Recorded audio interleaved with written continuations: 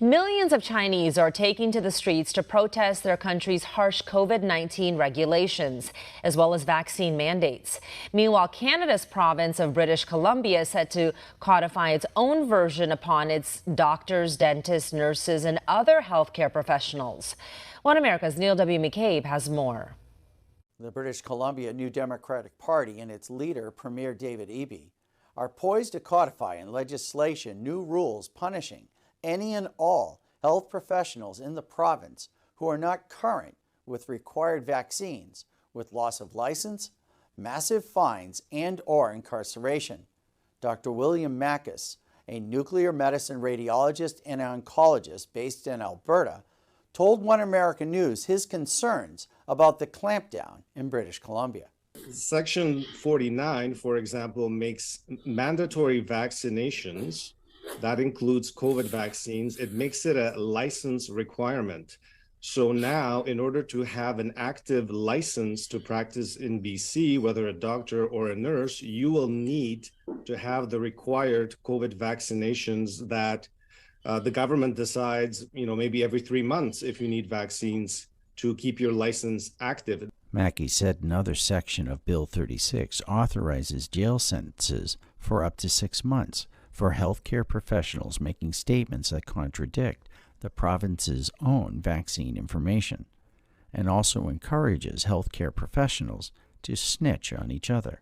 The misinformation clauses where they encourage other doctors to report other doctors, nurses to report other nurses for COVID misinformation. Unvaccinated Dr. Robert Johnson is a salmon-armed British Columbia dentist who said, the proposed law brings anxiety and fear of what could be next. There's other stuff in there about fines and prison sentences for spreading misinformation. So I don't know what point I'm going to jail if this carries on. And then there's also stuff about them being able to basically close your practice and seize all your property and investigate you, and so it's pretty draconian. Corinne Morey is an unvaccinated British Columbia nurse appealing her dismissal. She said her union slow-rolled her and other nurses' appeals to give the provincial government time to draft laws and pass this bill. So we are a year into the process of representation that the union was supposed to provide for us. They have taken our files and put them on a desk. They are being ignored. And in the year that it's taken to get to this point where we have been ignored and silenced and separated, they have now cooperated with getting the government to implement into law something that was only enforceable through emergency conditions with a temporary order. Morey said it is heartbreaking to lose her vocation. I became a nurse because I wanted a practical way in order to be able to meet people's needs. There's elements of distress that every human being has to encounter. And in the provision of giving nursing care, I actually found practical ways that I could help people with that distress. Her sense of loss is felt by other healthcare professionals and their patients, Morey said.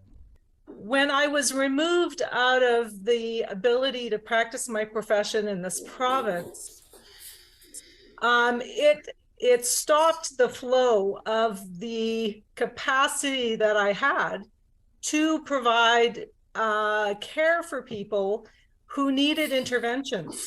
And now myself, along with the thousands of other nurses that have been terminated, now all of that ability to intervene and assist and support people is gone out of our society.